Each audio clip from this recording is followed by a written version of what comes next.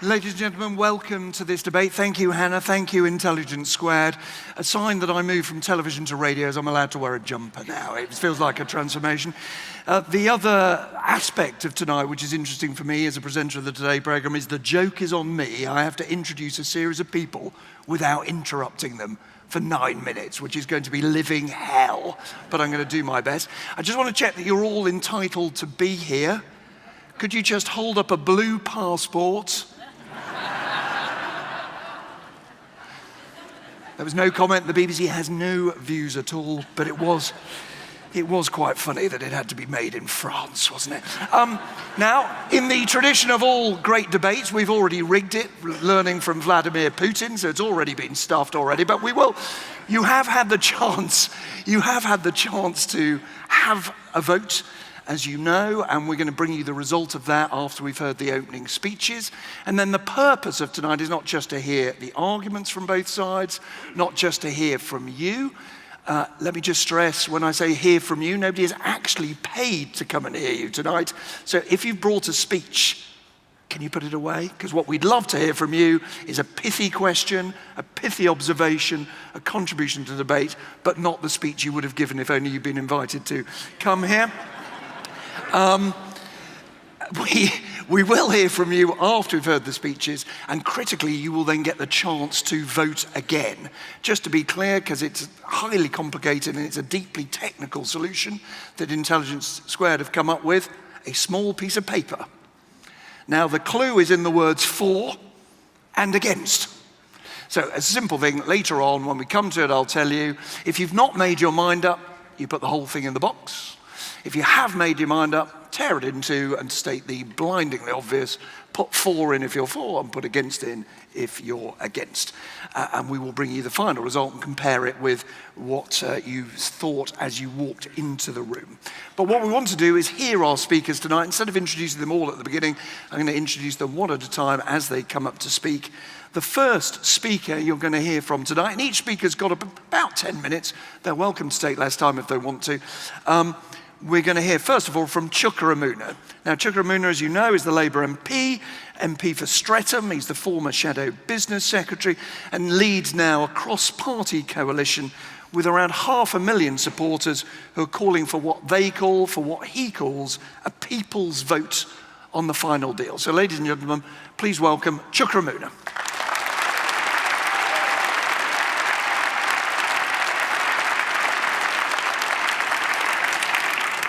Well, good evening, everyone, and thank you very much to Intelligence Squared for asking me to speak this evening. I'll jump straight in. Thanks for the introduction. I've been called a Remoaner, a Bremona. The last time I did one of these events with Nigel Farage, I was called a Remanian. And I'm proud. I'm proud to be all of those things because this issue is more than political. It is about my family. I'm a quarter Irish. You may not be able to see that from my complexion. I've got a Danish brother-in-law, a Danish niece and nephew. I have a French aunt. We have Spanish nationals in my family. Some of my family are here with me tonight. And we are very typical of so many families in my constituency, which are similarly British and European and proud to be so. My constituency scored the highest Remain vote in the country in 2016, and we are very proud of that. You can clap if you want. And so we are part of that 16 million group of people who've been smeared as some liberal metropolitan elite. Those who voted against Brexit, those citizens of nowhere. Well, let me tell you something about Streatham. We are proud to be metropolitan and diverse, with 40% of our community being drawn from an ethnic minority background. We don't believe that immigrants, whether EU citizens or not, are the cause of all the problems in Lambeth. And we are proud to be liberal too. Pro-equality, pro-human rights, pro the liberal view of the world. But don't you dare call my constituents some elite. I am fed up hearing people smear those who voted to remain in the European Union as some elite. Most of our residents in Lambeth can't afford to own their own home and rent. 1 in 4 of my constituents lives in absolute poverty. We're one of the most deprived local authority areas in England. So no, we are not a community that has seen all of the benefits of globalization and hasn't seen the downside. I've made a point as chair of the all-party parliamentary group on social integration of spending a lot of time in the communities that voted in the opposite way, that voted in the greatest number to leave, like, for example, in Boston and Skegness, to understand what drove the vote back in 2016 in those areas. And you know what? I found it was the same problems and the same challenges that we face in Lambeth. A lack of decent and affordable homes, not enough well-paid jobs that enable you to provide for your family, pressures on public services that don't have enough resources. That's what I found. And in short, as I said, those were the same challenges affecting my community that I saw mirrored in those communities that are often referred to as left behind communities that voted to leave. And there are people there who are as left behind as people in my own community. But the difference is that we didn't believe that Brexit would solve all the problems I've just outlined. In fact, our belief in Lambeth was that it would exacerbate them. But look, that was then. And in some senses, I think people are fed up with this whole Brexit debate. They wonder, why don't you just get on with this thing? Why is it taking so long? And the truth is, look, in 2016, and I think whether you're, leave or remain in this room, you'll acknowledge we were having a hypothetical debate then about what would happen if we voted to leave. But now we are actually dealing with the reality of the situation. We're dealing with facts in a way that we weren't dealing with them then. We are in 2018 now, and we've got to face the reality of the actual situation that we're in. And I think there are a number of things that we can all agree on, however you voted, wherever you are in our country.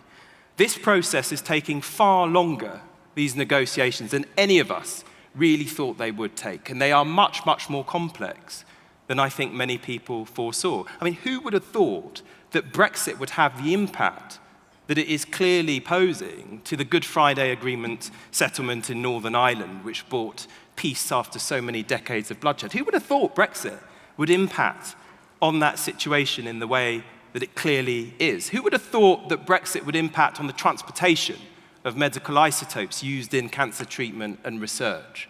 And the list goes on of all these things that you never would have thought Brexit would impact on.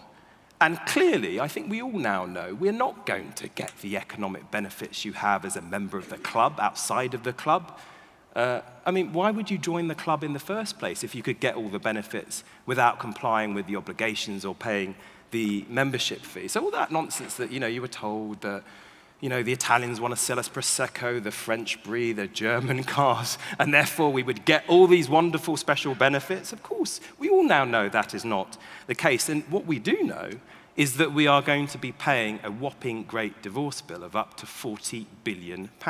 No one mentioned that before. And we're going to be making payments through to 2064 so that we can exit and continue to have some participation in some parts of the European Union if we're lucky, but of course no say on any of those rules. And, well, do I need to mention the big red bus? And the 300, where's that 350, is it gone over there? That £350 million extra per week for the NHS? We all know that's not going to happen. We do know that 10,000 medical professionals have left our NHS since that leave vote. And we've got nursing shortages, we know that. We also know that everyday items that we all rely on, bread, cereal, coffee, tea, those types of things are all a lot more expensive because of the depreciation of the pound sterling. So for all those reasons, surprisingly or not, I am still of the view that we are far better off in the European Union seeking to change our country within that framework than leaving it. So of course I would love to stop Brexit, but in a way, the title up here is kind of beside the point, because My argument is that whatever happens, given the gravity and the magnitude of this issue, and let's be frank about this, there's not going to be a consensus in the House of Commons on what we do on this deal when Theresa May returns from Brussels with it, we expect at the end of this year. There's not going to be a consensus, but given the gravity of this, I think it is wrong. It's just plain wrong that 650 people should vote on this Brexit deal, which will impact on every single family in this room and many generations to come, and yet 65 million people should be denied their say on the deal. And I tell you what, above all, I just cannot get over the fact that we will be denying so many young people. Over 500,000 young people have not had a say on this at all. And when I do visits in my constituency every Friday, and one of my favorite things to do is to visit my colleges and schools, and I speak to the young people who are so energized by this debate. And so many of them feel that we, the older generations, and I kind of accepted the fact I'm moving maybe into that category relative to so many of my younger constituents, but they think we are denying them the benefits that we've taken for granted for so long during our membership of the European Union. Whatever you think of that, my view is they deserve a say, and actually I think they should have a say from the age of 16. I just want to wrap up by saying this. Look, democracy is not static. I know some people would like to think that you press a button and everything stops at a point in time, but it isn't static. It is dynamic, and that's why we have regular general elections and we have national polls. And to those who worry about the democratic element of this, I don't think you can thwart the will of the people if they are the ones that get to determine the future trajectory of this country. In the end, we're talking about their futures. I know which way I would be voting if we have another poll.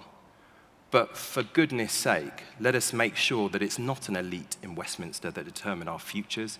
Let's give the people a vote on the Brexit deal. Thank you very much, everybody.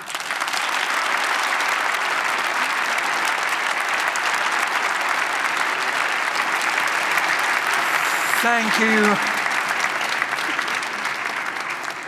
Thank you very much indeed, Chukwuemeka. Now for the first speaker against the motion, Brexit must be stopped, Isabella Oakshott, currently writing a book called White Flag on the state of the British Armed Forces, former political editor of the Sunday Times, author of Call Me Dave. You remember about the pig? Yeah. Okay. And also The Bad Boys of Brexit. Isabella Oakshott, your 10 minutes starts now. Thank you. Thank you. That was rather better than the reception I used to get sometimes when I worked for the Daily Mail, when sometimes people would start hissing before I'd even sat down. I want to start with a bit of a confession tonight. I am a Brexiteer, and I am absolutely sick of Brexit. When Theresa May arrived in Brussels today, she said she was looking forward to the talks on Brexit, and I honestly think this has to be bullshit. Does anyone look forward to talking about Brexit these days, except perhaps us tonight when we're clearly going to have a very lively debate? I think that the whole nation, including those of us who passionately feel that Brexit must go ahead in the form that people thought they were voting for, I think people are fed up of it. They just want to get on with it so that we can get on in doing and tackling some of the other stuff that Chuka listed, the important issues like defence, health and education, care for the elderly, none of which are, frankly, whatever the government tells you right now, none of them are getting the bandwidth that they deserve. Casting my mind back to the referendum, which just feels like a lifetime away, that was one of the most exciting nights, if not the most exciting nights, of my professional life.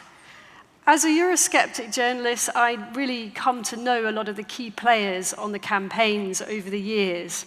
And on the night of the referendum, I was with many of the key figures on those teams, including with Nigel Farage and the Leave.eu team. And I'll never forget what a kind of extraordinary roller coaster that was. particularly for those politicians that have devoted so much of their lives to the fight to getting out of the EU. And I remember for the rest of my life standing on College Green very early on the morning after the referendum, and the sun was just coming up. And there was such a sense of jubilation amongst all of those who voted for Brexit and disbelief that this had actually happened. And I remember the lorries were trundling past the House of Commons and honking on their horns in what I'd like to think was jubilation too. It was really exciting. Around that time, we, as a family, bought a little puppy, and it was a little Cocker Spaniel. And I got a little bit carried away, and I had this idea that perhaps we should call him Brexit. Luckily, I was overruled by the kids on that one, who realized that the poor thing was going to have a bit of an image problem, especially in the place where we live, which is a little town in what was David Cameron's constituency, which is a kind of pocket of Remainer resistance. In fact, Charlbury still has EU flags all over town, to the point that I've almost thought about putting up one on our house, just so that I don't become too much of a social pariah. Anyway, I'm glad that we didn't call the dog Brexit, because since then, the whole Brexit thing has gone downhill a bit. We have developed a bit of an image problem, and we've learned all sorts of awful things about Brexit and Brexiteers to a ridiculous degree. I mean, did you know, for example, that Brexiteers aren't very good at brushing their teeth? They're not even very good at changing their pants, apparently. I'm not making this up. This is verifiable YouGov research. Anyway, I'm getting a bit distracted by what a misery it's all been, and actually the message is much more positive than that. But I want to use my last few minutes to try to tackle some Brexit myths. What's this debate here tonight all about? It's about one thing: democracy. That's pretty much it. People have voted. It was a yes or no question. First past the post. Yes, it was close, but the result was clear. 17.4 million people voted for out. That's the biggest mandate in history. In fact, it's the biggest vote in British history on anything. And there was a huge turnout. So politicians can like it or not, but it's their democratic duty now to carry it out. And can you imagine how disastrous it would be for democracy if a bunch of politicians decided that actually they don't like the result, and so they're going to ask us all again. In fact, ideally framing the question so there can only really be one answer, the one that they want. What if we went through all this again, and as seems very likely, the result was just as narrow as it was last time? Then what would have been achieved? So for me, this is the most important point tonight. It is about democracy. This was not supposed to be the best of three. Now, while we're on the point about democracy, I want to just make sure you don't fall for a classic piece of Remainer trickery, that true democracy would be about having a second referendum. You can see the EU's contempt for democracy purely in its approach to referenda, actually. I mean, we've been here before. They've got two tactics. Basically, you threaten the country with economic retaliation and then force it to hold a second referendum. That's what happened to Ireland when it voted against the Lisbon Treaty back in 2007. Or, and this is a real danger, they accept the vote and then just do what the voters rejected anyway, but in another guise. And that's what happened to the French and the Danes when they voted against the European Constitution in 2005. Anyway, it's important to note, by the way, that Jean-Claude Juncker has been pretty open about his contempt for democracy. Here's a selection of his best quotes. If it's a yes, we'll say, on we go. If it's a no, we'll say, we continue. Here's another one. Britain is different. Of course there will be transfers of sovereignty, but would I be intelligent to draw attention to this fact? Here's another one. Monetary policy is a serious issue. We should discuss this in secret. I'm ready to be insulted as being insufficiently democratic, but I want to be serious. I am for secret, dark debates. And finally, and here's the thumper, there can be no democratic choice against the European treaties. He actually said that. So on to other myths. Classic ones. People who voted for Brexit have changed their minds. Now they've realized how awful it's going to be. Look, this is just rubbish. There is no evidence that people have changed their mind. There have been a few polls which appear to show a sliver of difference now in favour of Remain. How do we know that's not to be taken with any great significance? Well, the analysis is that that little difference there is all down to people who actually didn't vote last time. They didn't even bother voting last time and might vote this time, and if they did, they might vote Remain. It is not to be taken seriously. Then there's the classic one about, this vote doesn't count because Brexiteers lied, blah, blah, blah, 350 million, blah, blah, blah. Of course, we could expect that to come up tonight, this suggestion that people didn't really know what they were voting for. I think this is absolutely insulting. I think people knew exactly what they were voting for. Now, it may have been an emotional vote rather than one based on economic minutiae, but that's no less valid for that. And I'm not even going to bother with the Remain lies, because I think we're all pretty much equal on that. The other myth is that Brexit is some kind of aberration, the result of a one-off vote, a kind of historic accident. Let's go through all the votes that led to Brexit, and I'll do this really quickly. First of all, the governing party, the Conservatives, won a majority in an election with a manifesto that promised a referendum. Secondly, Parliament voted through the legislation guaranteeing the referendum. Thirdly, the referendum actually took place. Fourthly, Parliament voted to pass Article 50. Fifthly, the Conservatives were returned to government in 2017 on a promise to implement Brexit. And in fact, the party that promised to reverse it, the Lib Dems, did pretty crap. Then we have Theresa May becoming Tory leader on a promise to implement Brexit in full. And Jeremy Corbyn, who beat Owen Smith, and that's Owen Smith who wanted to reverse Brexit. So it's perfectly clear the voters have had plenty of chance to elect anti-Brexit candidates, and they've rejected them. And finally, if you're still feeling nostalgic about the EU, just look at Jean-Claude Juncker's sickening letter to Putin, congratulating him on his re-election. This man wants to be mates with a murderer who, as we've seen, holds democracy in utter contempt. That is not something we should do ourselves by stopping Brexit.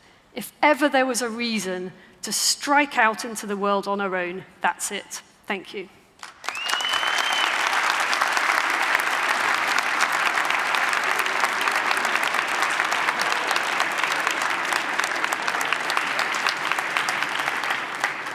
Thank you very much indeed, Isabella Oakshott. Next to speak for the motion, Brexit must be stopped, Gina Miller. You will know Gina for leading the legal battle for a parliamentary vote.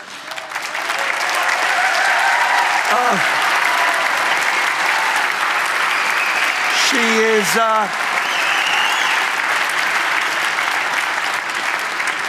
just before Gina starts, she's founder of SCM Direct, an investment company, and confessed just before, which her husband raised an eyebrow to, that she is known in the city as the Black Widow Spider. So, Gina Miller, please speak. Thank you, Nick. Good evening, everyone, and thank you to the organisers for inviting me tonight. Now, I want to get down to a serious talk. Just a year ago,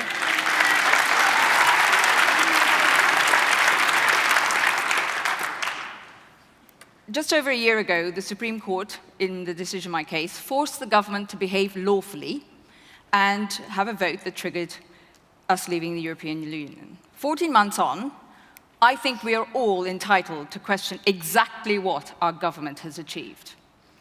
On Monday, to much fanfare, the draft transitional agreement was published. It contained, we saw quite a lot of green, a large amount of agreed detail. Importantly, however, this draft agreement, or agreement that we'll see signing tomorrow, almost by default shines a light on the significant amount that is still to be agreed. There is still a mountain of uncertainty. There is still no sector-by-sector substance. There has been no agreement on the primacy of the ECJ during the transition period. There has been no agreement on data sharing for collective and mutual security purposes, there has been nothing decided on fisheries or Northern Ireland, to which, as we know, has got the Brexiteers on media manoeuvres and up in arms. The government are putting a brave face on what they're achieved, or they have achieved. But as we know, the Brexiteers are not happy. They're saying that they will vote down the agreement. And then a sort of perverse vindication. Surely that means it's actually going in the right direction. But anyway, on a more serious note, the Brexiteers have also said that they want to set the bar even higher. That the things they want, in my view, are completely irreconcilable with anything that would be an orderly Brexit.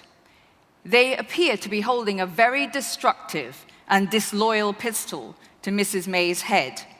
They've set the bar, as I've said, impossibly high, and they talk about us being traitors.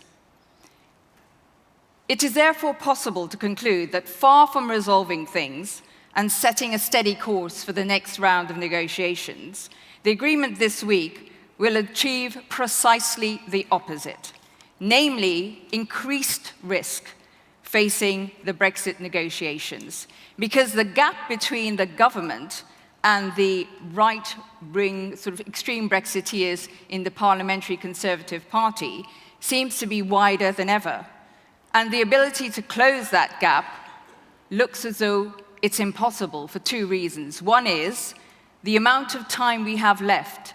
Do not be tricked into thinking we have till December 2020. We have till the end of October this year, 7 months. Also because there are these incredibly unrealistic demands, as I've said. They almost want to sort of remove an egg from an omelette, as someone put it the other day. So here we find ourselves, not really where we thought we would be. And actually, I think most Brexiteers should be upset and angry because they're not being delivered the Brexit they were promised. But the Remainers perhaps will have a little lighter tread in their step in the thinking that maybe the negotiations are going better. I'm not sure about that, as I said, because of the time restraints and the complexities and the red lines. The outcome may well be a plague on all our houses, however you voted. So if this is a gross betrayal, a denial, a fundamental flaw, what is the answer? I think the answer lies in our democratic accountability. Democratic accountability, transparency and openness, the things we cherish, apparently on both sides. There is no divide there. We both treasure sovereignty, democracy, honesty, truth. So why not have that? To my mind, let's have some honest talking, because we've not really talked about the rumors emanating from the UK and French ports authorities that we hear that there could be 30-mile queues at the borders between Dover and Calais on both sides of the channel, and a run on perishable foods, medical supplies, basic household goods. Have we heard that?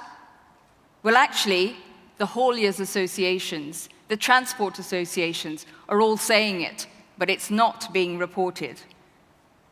Similarly, we're hearing nothing about the fact that if airlines do not have 50.1% EU citizen ownership, they may well not be able to fly on the 1st of January 2021. That is BA, EasyJet, Ryanair. So what does this mean? What does this all mean to me? To my mind, the risks are increasing, not decreasing, as we go through these negotiations. It is not good enough to say there's no problem, it'll all be sorted out. It is not good enough for the government to say all is well and there will be some sunlit uplands as we walk forth hand in hand. They are not in some all's well that ends well play about deceit and self-deception. This is actually about the kind of behavior that we want in our country. And as Isabella quite rightly said, that we would call out in the Kremlin and other deceitful governments, but we are not calling out in our own government. I am told by both the EU and UK side that there is potential for chaos because the government seems totally unwilling to acknowledge or provide credible reassurances or plans, that people are completely baffled. So I have come to the point that the Brexiteers are saying that they're not happy, they'll make things more difficult. It is my view that the public must have the right to vote on whether they think the outcome of the negotiations is good enough and is consistent with the vision they were promised in 2016. If you're a company, you do a regular audit to check if your strategy is actually delivering on your profit margins, to what you promised your consumers, to what you promised your staff. Well, why can't we do that with our country? The approach should be the same. I am firmly of the view that the public should have the right to vote on the real and tangible results of the negotiations. And I cannot see what is so unfair about that. In fact, it is not unfair. Is it not the most democratic thing to do? It holds true to the enduring values of our liberal and representative democracy by demonstrating real accountability to voters. Even Jacob Rees-Mogg in 2011 said, if this doesn't go well, there should be a second vote. The issue, therefore, isn't why would we have a people's vote on the future of our country, but why wouldn't we? If the role is to stop Brexit in that vote, then we would accept that. But we are not there yet.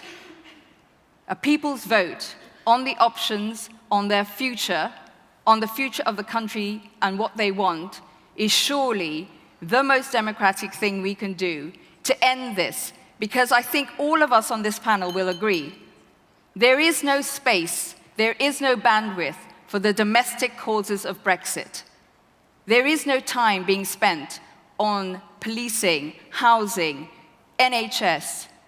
We all agree on that. We are fed up with Brexit. But there must be a vote that draws a line, is respected whichever way it is, and we have to get on with our country and bringing our people back together again. Thank you.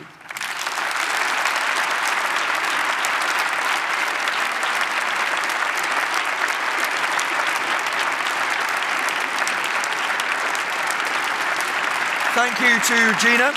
So the last speaker in our debate tonight, speaking against the motion Brexit must be stopped, is Gerald Lyons. He used to be Chief Economic Advisor to the Mayor of London when it was Boris Johnson. He's the co-author of a book called Clean Brexit, Why Leaving the EU Still Makes Sense. And he is Chief Economic Strategist at the discretionary wealth manager Net Wealth Investments. Gerald Lyons. Thank you.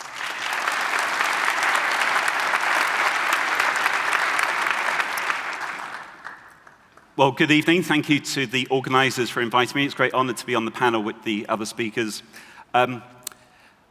Elections come and go. People often vote by habit. But when it comes to referendums, you are really, really, really forced to think. And in the first half of 2016, people thought. I have three children. They were then 18, 22, 24. They told me for 4 months, they and their friends talked about one thing, the referendum. Tonight, I think we should embrace the result and actually respect the result.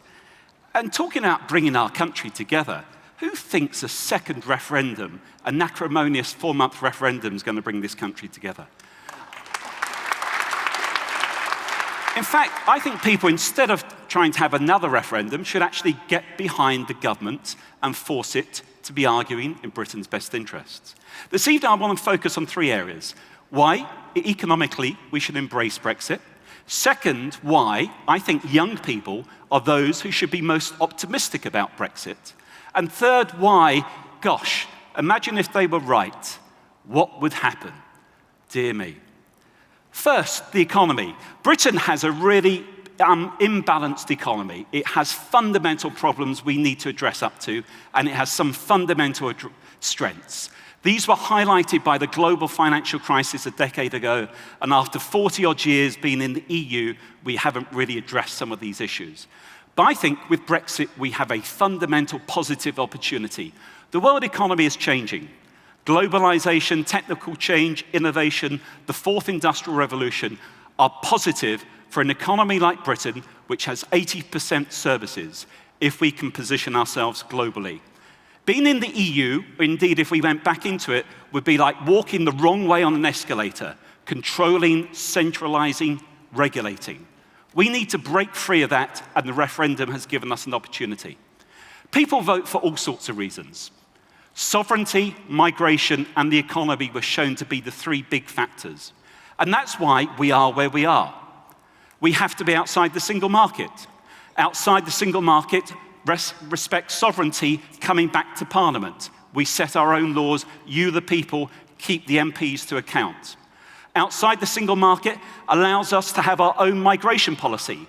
Not the current migration policy based on geography. We discriminate against the rest of the world. We favor the EU. But a migration policy based on skills and what we need. Low migration does not mean no migration. Also, at the same time, it allows us to focus our economy. Let's look at some of the facts.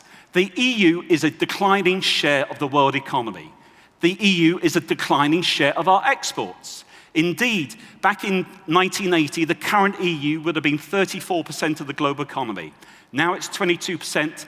After we've left, it's going to be less than 20%. Still important, hence we need to have a good relationship with it, but not the most important thing. Even the European Commission, let's give them the benefit of the doubt. They say 85% of global growth in the next 2 decades will come from outside the European Union. On top of that, how many of our firms actually sell into this single market, what used to be called the internal market? How many? 8%. Tax revenue tell you it's only 5%. I go on the wider figure, 8%. 92% of our firms do not sell into the single market. They're controlled by the regulations of the single market. Outside, those 8% firms, big multinationals, can still access the single market. We have to be outside the customs union. It's discriminating. I used to work in the city. I used to go across Africa at Standard Chartered. Number of exporters who, in Africa, couldn't get their goods into the EU market. Why? Think of it like this. Around the customs union is a protective barrier, tariffs. The tariffs were set there to protect French farmers, German car makers. That's why in other areas, tariffs have come down, but basically the highest tariffs we pay are on food, clothing, footwear, and autos. We can then set our own trade deals. Several much smaller economies than the British, Chile, Singapore, South Korea, with far less diplomatic and commercial clout than we have more trade deals than the European Union, despite it being 28 countries. Economically, this is an opportunity outside. Second, young people, I think, should embrace Brexit. One of the big myths is that they have most to fear. Why would they?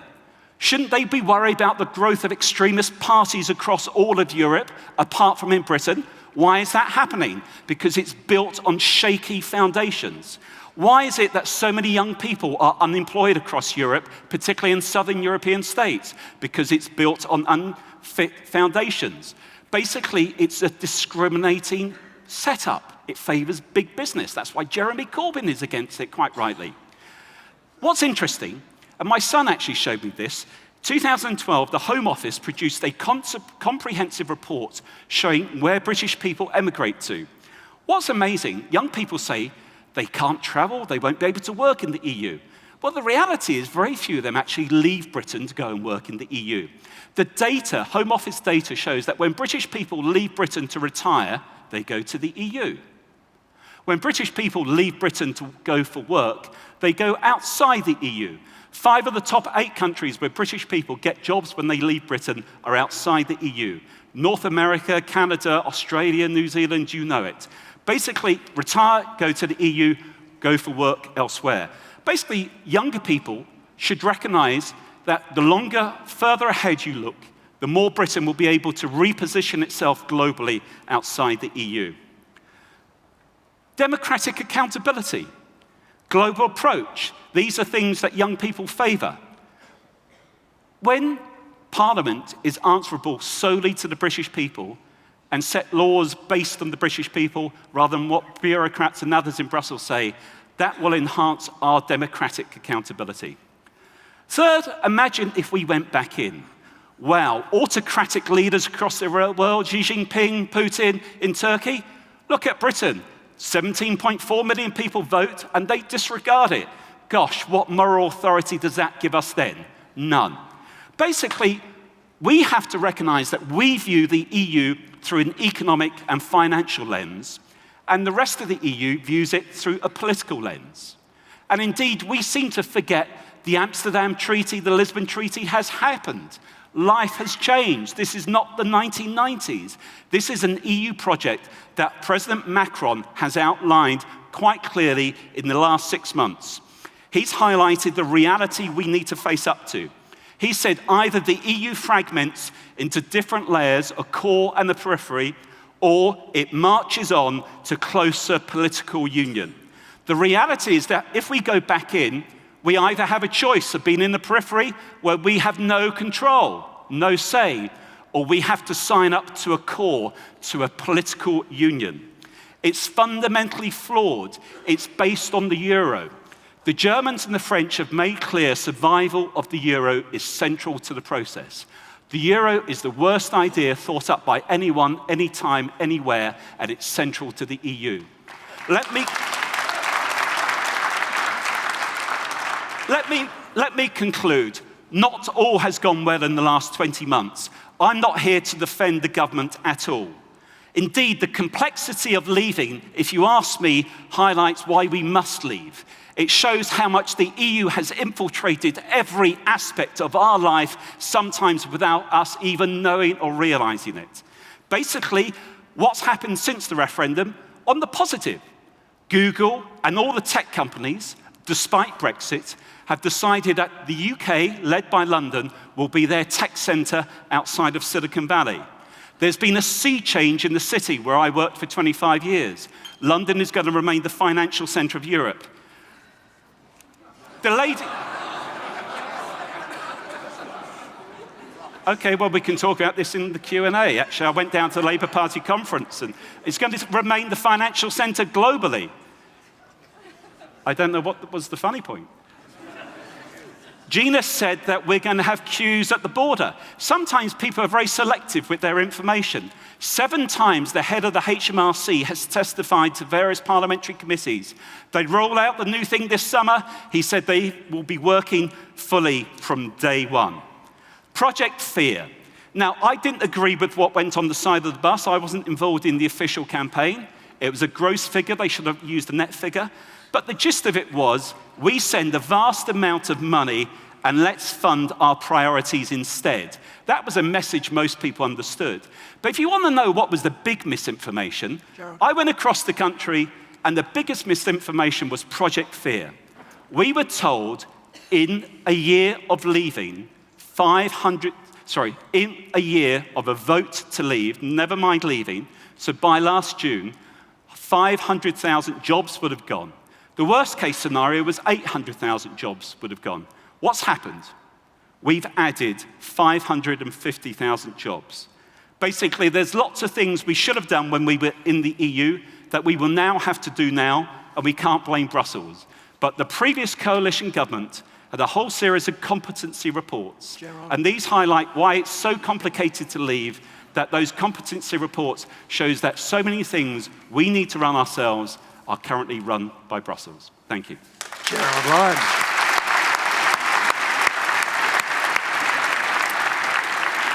Okay. 4 excellent speeches, an opportunity now for some debate, for some questions, for some answers. Just to stress again, there is no time for more speeches.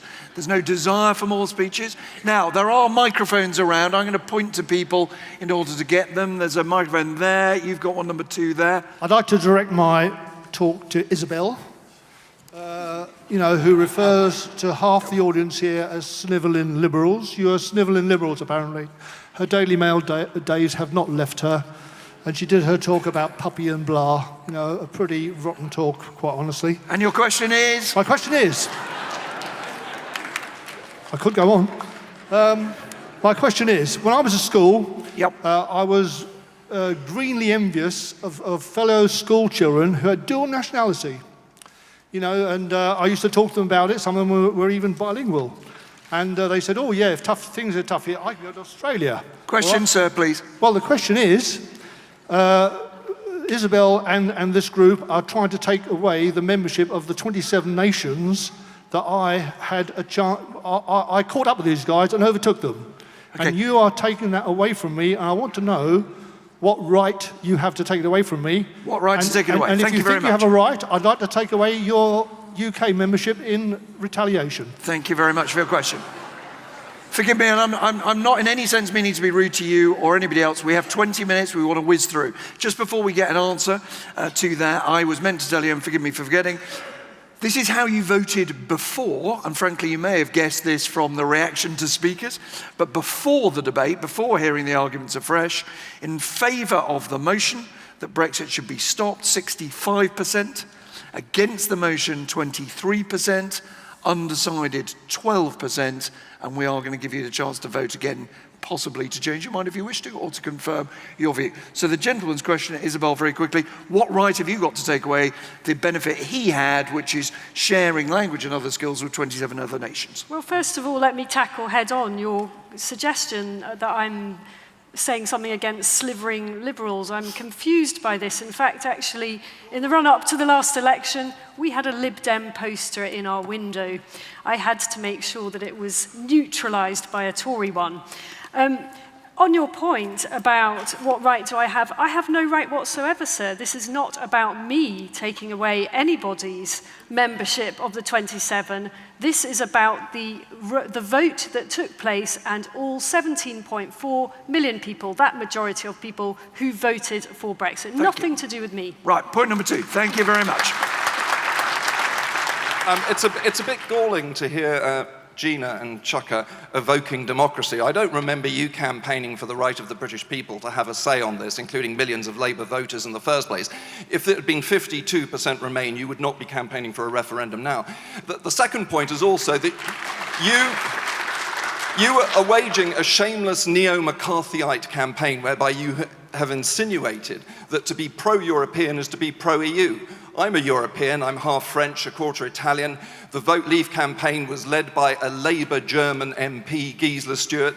There are millions of people across Europe who want a different type of Europe than the undemocratic system of government based upon an unelected commission which has the monopoly right to introduce new legislation. Okay. The French people don't want that. Thank you very much indeed. I will split the points of a way. Chuka, deal with the democracy point. The point being you're only in favour of democracy if it overturns the result that you don't like. You weren't much interested in it before. Well, we have general elections every 4 to 5 years, and I'm not against general elections because it might change a government. And I see where you're coming from, but I still can't see how you thwart the will of the people if they are the ones who in the end determine what happens on this deal. And I tell you, the biggest fan of Brexit is that famous Democrat, Vladimir Putin. I think that said something, and I don't get this McCarthyite thing. I mean, we weren't McCarthyite at all about it. But I tell you where I do agree with you. Millions do want change. There's no doubt about it. But the question is how you change. Now, I happen to think we've got a better chance of changing all the problems we've been talking about from within the European Union, working with lots of other countries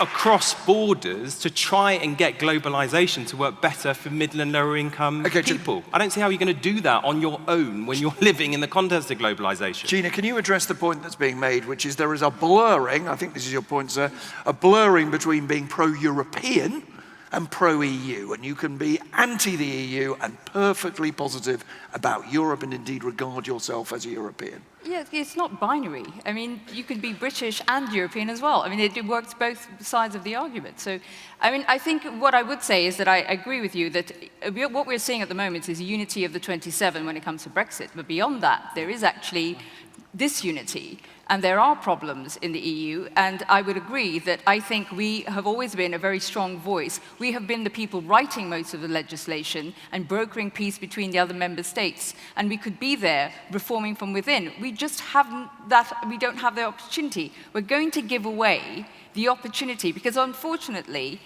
Brexit, or fortunately, whichever way you look at it, Brexit has actually been a heart attack to the EU. They are in shock. And there is a window of opportunity, especially with the re-energized Franco-German engine, to create change. They are actually talking about it. Okay. And we should be there benefiting from it. We will not be there benefiting from it if we leave. Thank you very much indeed. I am going to... I'm going to take another point. I'll bring in Gerald in a moment. Those of you with the microphones, can you be a little bit aware that men tend to put their hands up more than women? So if you are a woman, there is over there, right? Number 2, have you got a woman with the microphone now? Yes, let's hear her. Thank you very much. I'll just bring you back in 2 seconds. Isabel said that we must deliver the Brexit that the people who voted for Brexit voted for. How does she actually know what that was? How did you know? Lovely. Just if you don't mind, Isabel, because we've not heard from Gerald yet in these questions, how would you address that point, Gerald? Can I come back to the previous point? No, let's answer that point. Sorry, in terms of how people voted? Yeah, no, her point is that she wants to know, how on earth do you know what the will of the people really is? Yeah. Well, people, as I said, people vote for all sorts of reasons, but what we do know is that from the work done at the time and afterwards, that people voted, it seems, in order. Sovereignty was the most important issue, migration the second, and economic factors the third. The NHS, for goodness sake, well, you might include that in migration or the economy, I don't know. But also what's interesting, just as a few months ago that we heard that youthquake no longer didn't actually occur, the LSE is doing research that shows that there's this myth that has been broken about what type of people voted for Brexit. It was across the spectrum. In fact, what's interesting, it was across the political spectrum as well, in terms of 2 out of 3 Tory voters, I think about 30% of Labour voters or something like that, even more maybe up north indeed, which is partly explains why Labour is so enthusiastic maybe about leaving the single market as well. So in answer to that question, we know it from research that's been done. Can I come back to the previous point? Because it's important. Briefly. No, it's important because Chuck had made a point and you all clapped about reforming. Where have you actually been? Where have you actually been? I used to be on the advisory board of Open Europe, which was pro-reform, the EU think tank. And for ages, the biggest issue was reform the single market in services. And the single market does not work in services. And that reform has been argued for by us, the Swedes, everyone. Has it taken place? No. Okay. You seem to forget why we had the referendum. David Cameron, then Prime Minister, went and asked the EU to make simple reforms, and they say, up yours, basically. Actually, Mrs. And this Merkel is what's said, happened. no, hang on. Just briefly. Mrs. Merkel said to Cameron, you should make this a remain and reform agenda. And he ignored her advice. So you quite like the idea the Germans tell us how to run our sovereignty? No, it was that seems just a to good force the point. suggestion. Okay. No. Excuse me. Microphone number 3 here. This is Thank you very about much. all of us together. Of course it's all of us together. Yeah, lady at the back. A point to Gina Miller. First of all, my congratulations and utmost admiration. You are the definition of democracy in action. Thank you.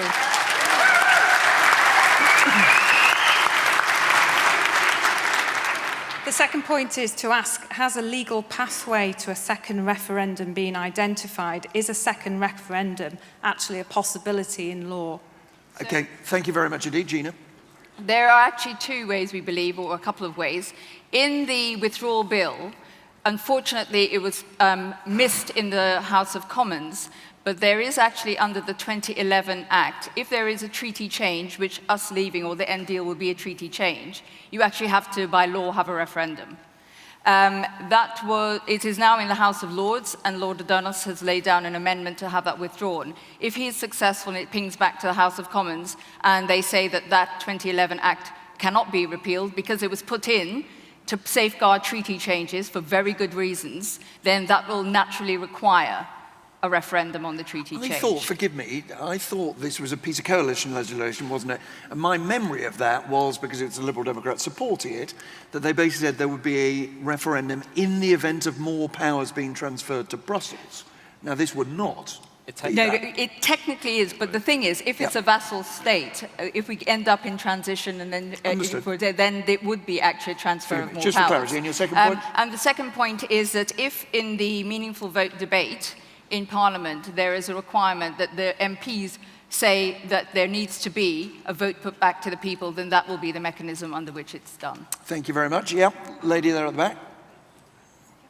Number one, yep. Hello. On you go. This is a question for Chuka. In view of the recent revelations from Cambridge Analytica that elections are won on hopes and fears rather than facts and debate, what are the implications for a second referendum? Very briefly, if you would. First of all, I would like to know the extent to which Cambridge Analytica was involved with the Leave campaigns. We need to know the answer to that question.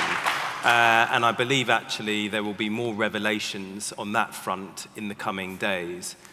I think, secondly, look, I believe the debate about our future of our country has to be based, as much as we possibly can base it, on evidence.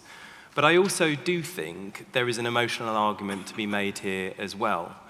And for me, at the heart of that has to be the opportunities that we are providing for the future generation in what we are doing here.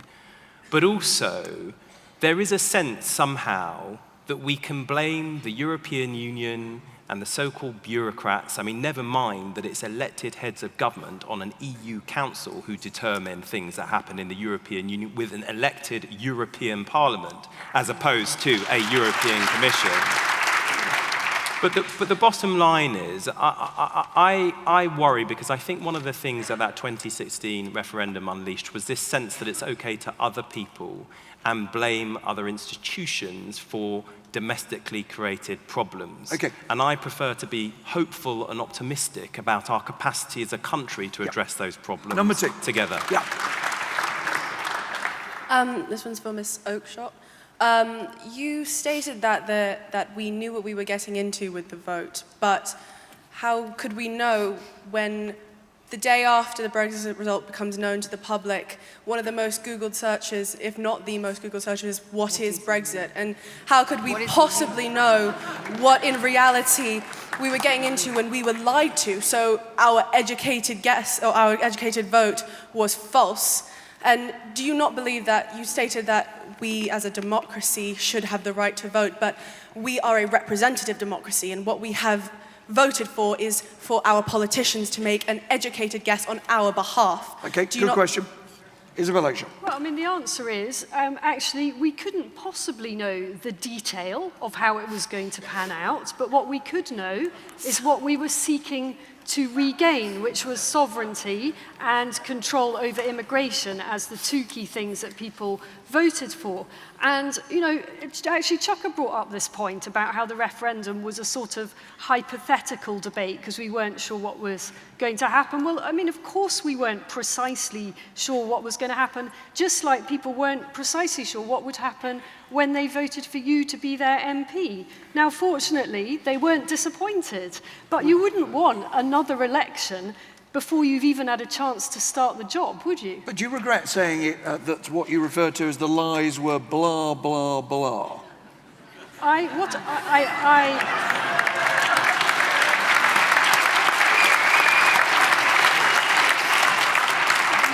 First of all, I don't for a minute accept that what went on the side of the bus actually was a lie, because it said it did not contain a pledge to do that. It said we could. So I'm absolutely happy to stand by what was on that bus. Really? Well, I didn't put it on there, but yeah. But Gerald Lyons, you don't think that what was on the bus was true because it said the words £350 million a week are sent to Brussels. I think I'm accurate in saying there has not been a single week in history in which £350 million has been sent to Brussels. Well, actually, I said that the week it was a big issue on the Radio 4 Today programme. Yeah. So I actually said I don't agree with the 350 on the side of the bus. But actually, the biggest lie was the whole information booklet that came out from the government beforehand. The biggest lie, and the biggest, when I spoke across the country at different events, I wasn't part of the official campaign, but I spoke at lots of events. The single biggest figure that got quoted was the 500,000 job losses. The number of times people said, I would vote to leave, but I'm worried about losing my job. Okay. They didn't lose their job. Gina Miller, I just want to put to you, do you really believe that there will not be medical supplies after Brexit and that there'll be 13-mile queues at customs? Really? Well, the people I've spoken to that detail comes from is the Freight Haulage Association, the UK Transport Association, the European Transport Association. You don't think they might just be talking this up as a possibility in order to get attention? No, they are very worried because they are going to be in as much trouble as we are. Because we're talking about things like, on the medical point of view, is that if there is a delay of even 6 minutes and it's HIV drugs, renal drugs, they have to now design completely new refrigeration systems. There's going to be delays. There is only in Dover enough room for 82 lorries. We have no compulsory buying orders going through. There is no substance and detail. There is nothing happening at the moment. Just as I took Isabella on, I'm just going to be gentle, and you said it was never reported, except I did the Today programme live from Calais, in which we interviewed all the people who made the points you've just made. Yeah, could we have the microphone over there, please? Thank you very much. Yes, we've been talking quite a lot about democracy, but we've been focused on this country. I've just got back from Hungary. There's Poland as well, where democracy is really under threat, and that threat is being ignored or potentially upheld by the fact that these leaders are not being disciplined in any way by the EU. In fact, they're being upheld. So the idea of, so how would those who support the EU and those who are not in favour of the EU, what's their reaction to the way the EU is affecting democracy? If I may, because I want to stick us to the subject of the vote about stopping Brexit and whether that's the right thing.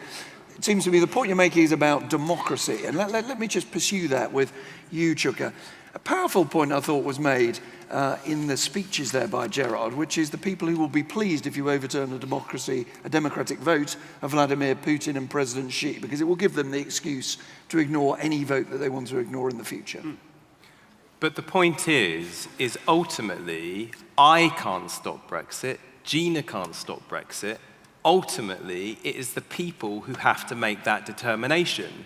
And there's a very big difference from giving people a vote on the deal and what we saw happen in Russia over the weekend, where the main opposition figure was barred from standing, where election officials were filmed stuffing ballot boxes, and where the media is rigged in favour of one side of the argument. If we actually had a people's vote, we would do things very differently in this country. And as I've said, there is think about it. Why is Vladimir Putin and Donald Trump, for that matter, they are the biggest fans of Brexit? I think that tells you something about it. Not for democratic reasons, sir. Yep. Hi. Evening. I'd like to challenge Mr. Lyons, who used to work in this city.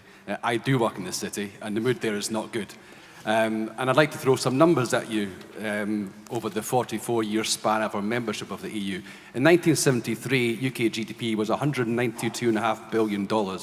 If we assume generously an average annual growth rate of 2.5%, that $192 billion would be worth $600 billion GDP today.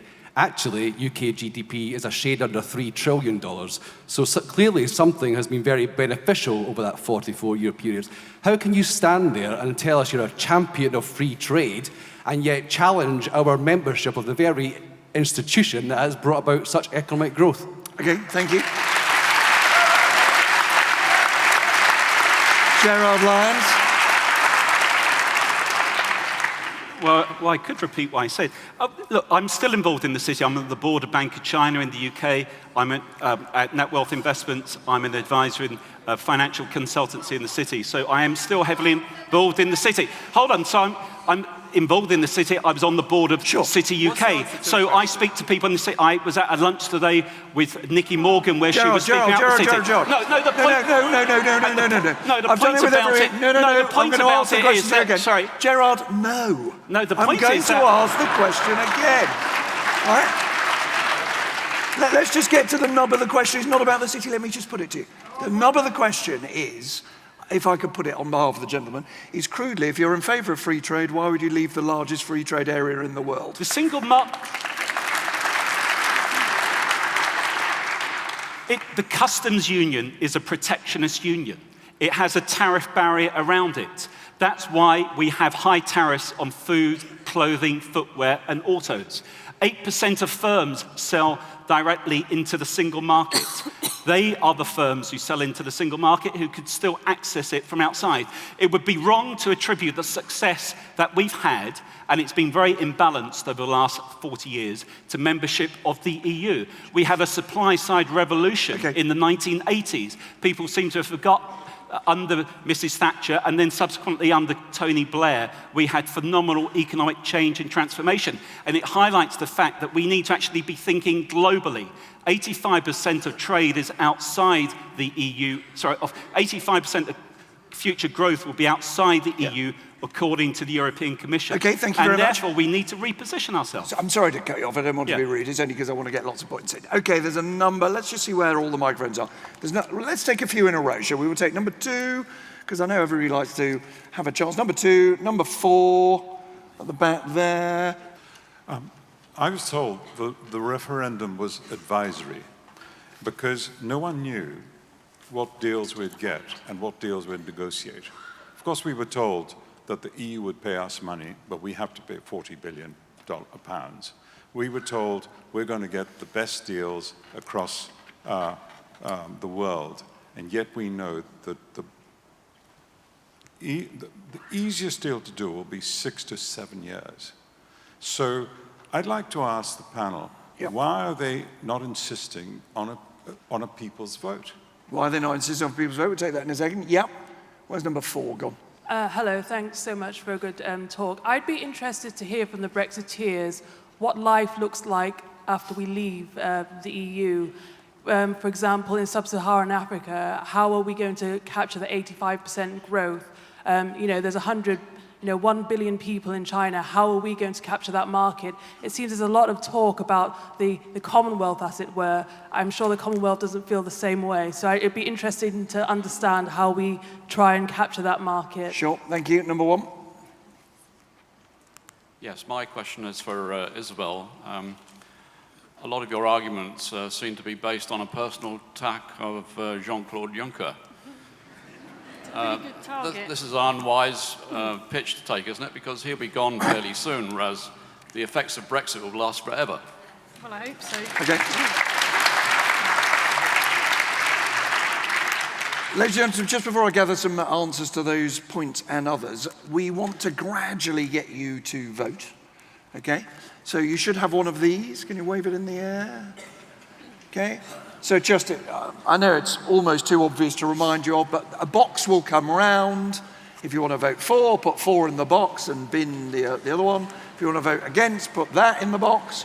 If you're not sure still, you're undecided, please put the whole paper in. And then let's now have some quiet, if we could, to get an answer. Isabel, first of all, why the obsession with Juncker? Oh, well, because he's such an easy target. Of course, he's just one rotten apple in the basket, but I also want to really nail this people's vote thing. This is a schmaltzy piece of spin. Do not fall for this. This is designed to repackage a betrayal and a stitch-up. What is a people's vote? If we haven't already had it, it was called the referendum. We have had the people's vote. We've done this. Okay, thank you. Just deal with the Juncker thing, because I'm not sure you've quite addressed the gentleman's question, which is, he would say, I think, Jean-Claude Juncker is not the EU.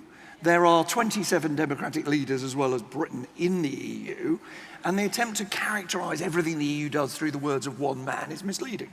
Well, of course it is. I unfortunately only had 7 minutes. But I mean, if the premise here is that without Jean-Claude Juncker, everything would be hunky-dory, I utterly refute that. And it's worth remembering, by the way, that the EU is not a static thing. In fact, as Gerald said, the project evolves all the time. So if we vote to stop this and go back in again, we're binding ourselves up in even tighter knots. Gerald, could you address the question of capturing markets elsewhere? Yeah. The tricky thing, surely, for people making your argument is this. Answer the question, who does more trade with these other markets, Germany or the UK? And last time I looked, Germany is not leaving the EU. Yeah, well, this has been well researched about how the whole EU structure has been very favourable to the German economy. And indeed, that's why in Eastern Europe, you basically have seen decimation of the industrial sector, why you've seen basically Donald Trump, not that I'm a big fan of many aspects of Donald Trump, he is right on the currency issue.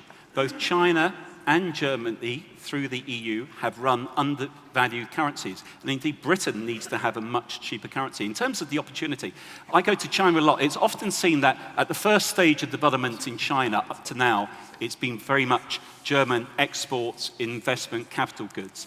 The next stage of development in China, it's very much about British business, professional, financial, and other services. So there is a big opportunity, but it's not just about the global opportunity. We've got to actually get the domestic economy right, and we need to have more investment, more infrastructure.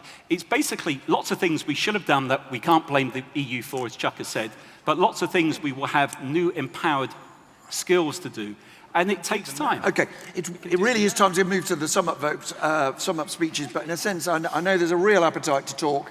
You've got about 20 seconds each. If the microphone's with you, lucky you. If it's not, ladies and gentlemen, my apologies. I know there are other points that you'd like to make, but there isn't time. So let's just move around them. Number one, first of all. Thank you. Is there any risk of economic loss decades similar to Japan in the 1990s for UK while we attempt to negotiate for new trade agreements with other countries? A lost decade like Japan, yeah. And what other impacts for such scenario of this kind? Thank you. Thank you for your question. Number four. Would you not agree that the Brexit vote highlights the fault in our voting system, and that rather than focusing on a vote that's already happened, that we should work to improve our electoral systems in order for this not to happen again? Thank you. Number three. The narrative of fear is not working, Gina and Chuka. Why don't you change your approach? Okay, and finally, there's a lady at the back with the microphone. Is there? That was me. Oh, that was you. I do apologise. Number three? No, you haven't got one. Okay. Ladies and gentlemen, that's it for the public debate, I'm afraid, and questions and answers. Thank you very much. Instead of you addressing these individually, you've got a couple of minutes each to sum up, and if there's any of those points that you want to draw on, please would you do that. So we're going to go in reverse order from the speeches in the debate itself, and I'm going to start by reminding you, please vote in those boxes. We'll give you the vote as soon as we can, and I'm going to start the wind-up speeches by asking Gerald Lyons. It's just a couple of minutes, if you would, Gerald, to give your wind-up speech, and you can just sit where you are, that's fine. Thank you. Well, thanks to everyone for coming. I think we should embrace democracy, and I think we should embrace the result of the referendum. Chuka mentioned he had parents of different nationalities. I mentioned this because of the second question. I have Irish parents who grew up in Kilburn. I'm pro-Europe, but anti-EU. In fact, I'm pro-global. I think we have an ability to address many issues globally. And what's remarkable is the only, and I do mean the only, EU country out of 28 that meets its global commitments is Britain, in terms of spending 2% of its GDP on defence and spending 0.7% on overseas aid. Others talk it, we do it. It's not easy to leave something you've been in for 40 years. I called it a Nike swoosh. I was fully supportive of Brexit. I said relative to what it would otherwise be, the economy in the couple of years after we've left will go through a difficult time. You can't be in something which is so complex, infiltrates our economy so much, and expect it to be easy. But it will be positive if we have the right attitude. We need to get our domestic economy right. We need to have a good relationship with the EU. We need to position ourselves globally. It's about basically accepting that good news is that we're distancing ourselves from a political project whose economic underpinnings are flawed. Gerald Lyons, and we have to address the opportunity outside. Thank you.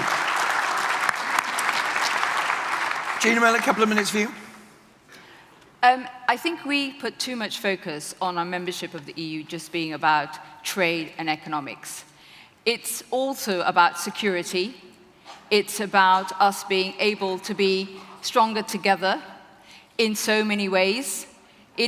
But I want to get to this idea that, I pick up on something Isabel said, we couldn't possibly know the detail. Isn't that the point? That is the point.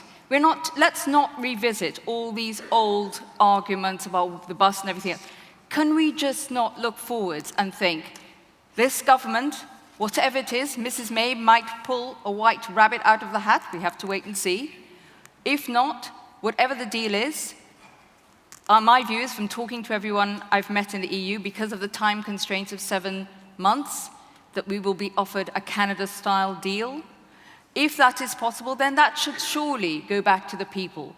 When you buy a house, do you not do your searches and your surveys and your reports, and then decide if you will go ahead, rather than getting something back which is not what you thought, and then you go ahead anyway? It is just common sense.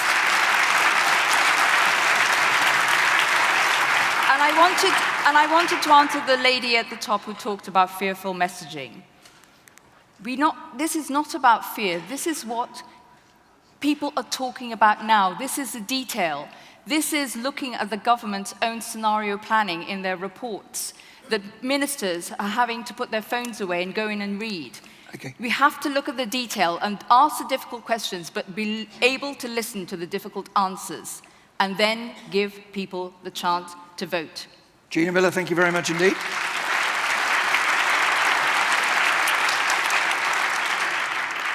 Isabella Oakshott. In some ways, I'm not actually, in fact, in many ways, I'm not frightened by the prospect of another referendum. I think that the more people are pressurised and corralled to vote a different way to the way they voted the first time round, the more their resolve will be stiffened. But there is a problem that potentially the result of another referendum would be just as close and narrow again in one way or the other. And then when the hell will this misery ever end? Finally, I want to say something about the tone of this debate. I have felt at times tonight that it has been a little prickly, to say the best. Now, I mean, Gina knows, of all people, Gina knows how nasty this debate has become. She has to have security around her, which is just unbelievable. I get the fact that people feel passionately about this, but do we really want to put ourselves through all this again just to get the same result? No, let's crack on.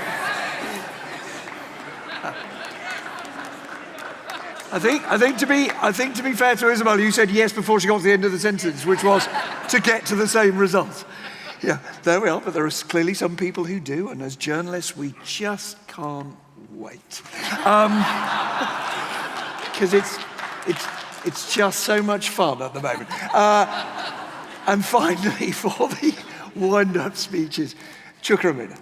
3 quick points. One, in answer to the question at the top about our electoral system, regardless of Brexit, I'd like to see us change it. I'd like a system of proportional representation. Get rid of this thing called first past post. Secondly, look, you don't resolve divisions and dispute by muzzling debate. You have got to have a discussion and a dialogue. That is the point of democracy, which is why I don't think we should run scared from having a people's vote. But let me just go to the heart of the matter, because I think taking back control is at the heart of so much of this debate. And I have to say, in many respects, the biggest threat to people's individual sovereignty and the sovereignty of nation states are often large, multinational companies which are more powerful and sometimes have a net worth more than some countries. Just look at all these stories around Cambridge Analytica, Facebook, and the rest.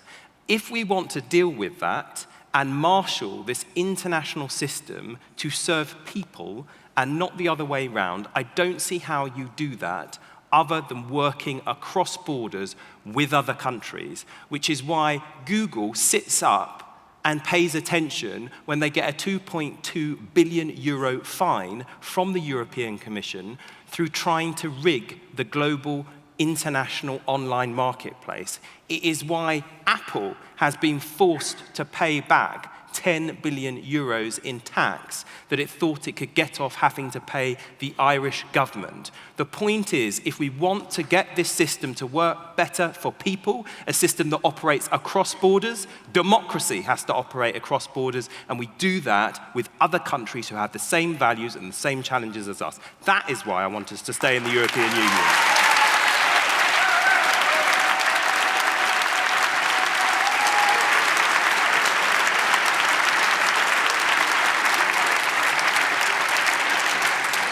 That, ladies and gentlemen, is almost the end of our debate, but there are still squirrels behind the scenes counting your votes. And through the marvelous new technology, I haven't quite yet got a piece of paper in front of me. So I want to do two things, if I may. I want to ask the panel to think of one point that you don't think is often raised here that you want people to go away and think of. One last thing. For someone who doesn't agree with you that you would like them to go away and give some thought to. Do it in about 30 seconds or a minute if you would. But secondly, ladies and gentlemen, I'd also like to ask you something which is not the motion tonight, but a more general thing. Now, you are self-selecting. You've come to a debate on Brexit. Can I ask you to, if you came here thinking you were broadly a Remainer, could you put your hand up just broadly? And put your hands down. No, keep them up, if you wouldn't mind. Okay? Put your hand down. Put your hand down if you only follow people who agree with you on social media. Okay, that was about half. Ladies and gentlemen, if you're a leaver, would you put your hands up? Put your hands down, you know the punchline now. If you only follow people on social media who are leavers. Oh, slightly fewer, but there were fewer to start with. So a little plea from me is, I've said one thing everybody should go and consider. When you get home, go and follow somebody you don't agree with.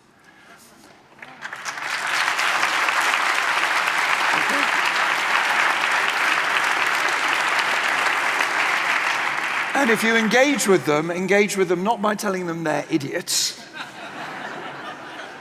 by telling them something you found quite interesting about what they had to say. So, just while we get the final result then, I'm going to pop back to each of our panels saying, you're not making an argument now, you're not doing a debating point. What thing that you've heard in this debate or in recent months just has got you thinking? Very quickly, if you would, Isabel.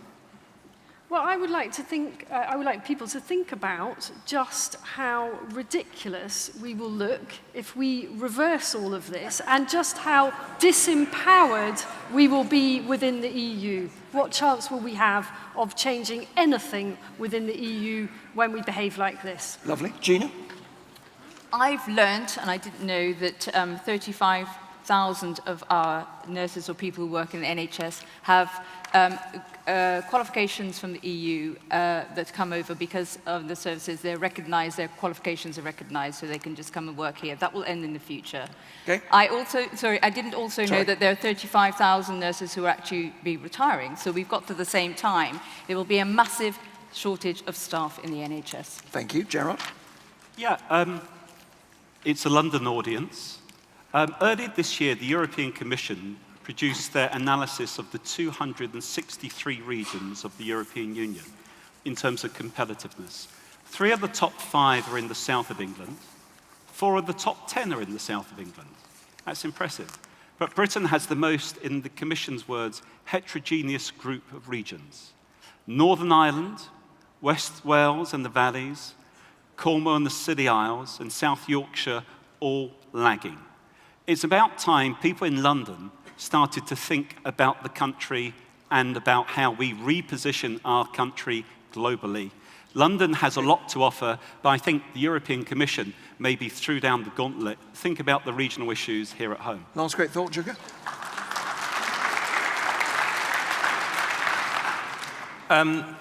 One of the things that has happened since the Leave vote is that net migration from the EU has fallen quite significantly.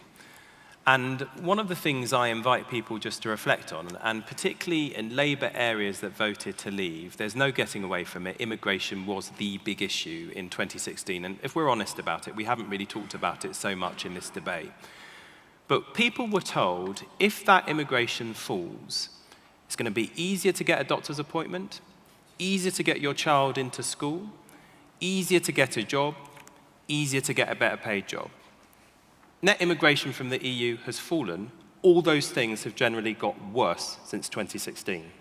So don't think that if we see a reduction in immigration from the European Union or anywhere else, it is going to solve all our problems. They're just the fall guys for domestic politicians not doing what you pay them to do. Okay?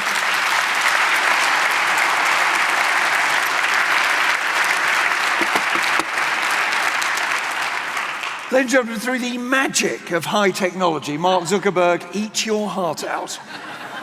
I have a piece of paper here. Just to remind you, before the vote, 65% of people voted for the motion that Brexit should be stopped, 23% were against, 12% were undecided. After the debate, the figure was. I've always wanted to do a game show, really. Next slide. 84% for the motion, 12% against, 4% undecided.